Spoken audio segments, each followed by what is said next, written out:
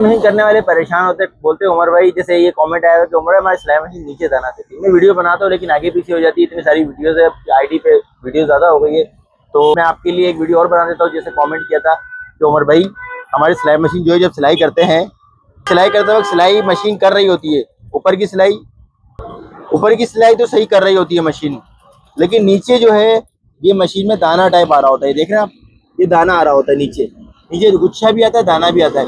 अच्छा, इसके लिए लोग करते क्या है, जो बहुत बड़ी गलती है, देखिए नीचे की जो सेटिंग होती है वो ऊपर से होती है और ऊपर की जो सेटिंग होती है वो नीचे से होती है। ऊपर की सिलाई खराब है तो नीचे से सेटिंग करनी है, नीचे की सिलाई खराब है तो आपने ऊपर से सेटिंग करनी है।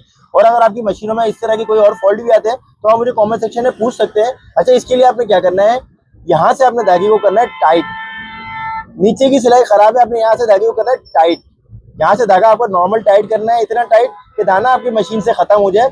और ऊपर की सिलाई, ये जो डब्बी से टाइट कर देते हैं ना, ये धागा बहुत ज्यादा टाइट हो जाता है, इसकी वजह से मशीन जो है सिलाई को खराब करती है। इस डब्बी के धागे को आपने कर देना है लूज, इस धागे को आपने कर देना है लूज।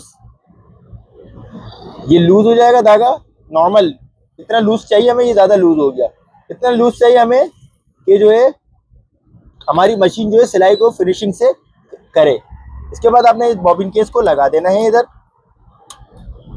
इस बॉबिन केस को लगाने के बाद अब हम सिलाई करके चेक करेंगे आया सिलाई जो है वो मशीन कैसी करती है। धागा उठा लिया इसने माशाल्लाह से, नीचे का धागा भी सही आ रहा है, ऊपर का धागा भी सही आ रहा है।